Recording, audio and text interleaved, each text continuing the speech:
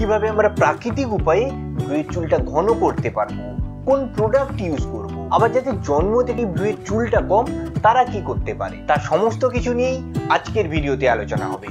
তো ভিডিওটি লাস্ট অবধি দেখতে থাকো, আর এই চ্যানেলে নতুন হলে এক্ষুনি সাবস্ক্রাইব করো এরকম ইউজফুল ভিডিও পেতে। আচ্ছা, আমরা প্রথমে জেনে নিই আমাদের ভ্রুটা পাতলা কেন হয়। ভ্রুটা পাতলা হওয়ার মেনলি দুটো রিজন আছে। ফার্স্টলি জেনেটিক রিজন, হয়তো তোমার জন্ম থেকেই ভ্রুয়ের চুলের সংখ্যাটা কম, আর ওই ক্ষেত্রে কিন্তু প্রাকৃতিক উপায়ে নতুন চুলটা গজানো প্রায় অসম্ভব। কিন্তু হ্যাঁ, একটা হ্যাক আছে যেটা ছেলেদের প্যাচি বিয়ারটা ফিক্স করতেও কাজে লাগে। অনেক অ্যাক্টর, মডেল এটা প্রায়শই ইউজ করে, আর ওটা হলো এরকম একটা কাজল পেন্সিল নেবে আর এইভাবে লাগিয়ে এভাবে ঘষে ঘষে, খুবই ন্যাচারাল লাগে দেখতে, আর এতে অকওয়ার্ড ফিল করার কোনো দরকার নেই। তোমার ভ্রুর চুলটা পাতলা হয়ে যাওয়ার সেকেন্ড রিজন হতে পারে তোমার লাইফস্টাইল।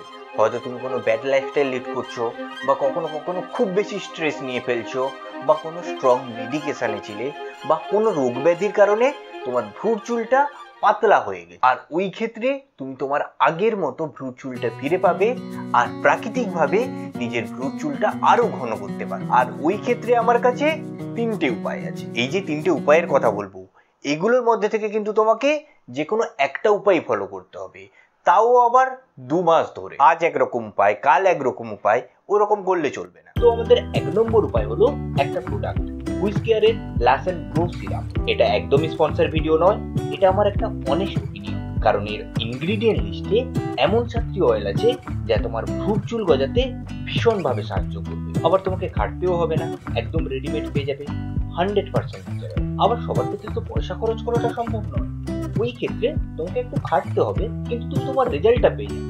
আর এটাই আমাদের সেকেন্ড উপায়। 1 চামচ ক্যাস্টর অয়েল নেবে, আর তার সাথে একটা ভিটামিন ই ক্যাপসুল মিশিয়ে ওই সিরামটা এরকম কিছু নিয়ে এইভাবে লাগিয়ে নেবে রাতে ঘুমোতে যাওয়ার আগে। আর যেমন বললাম, যেই উপায় ফলো করো না কেন, তোমাকে 2 মাস ধরে ফলো। বাই দ্য ওয়ে, তোমাকে এটা মাথায় রাখতে হবে, গ্রোথ কিন্তু সবসময়ই ভেতর থেকেই হয়।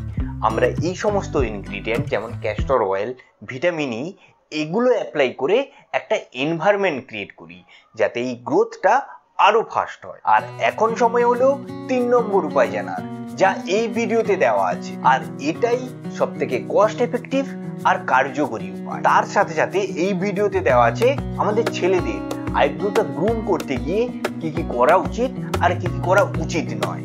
তো যাও, ভিডিওটা এক্ষুনি দেখো। Wish that I could stay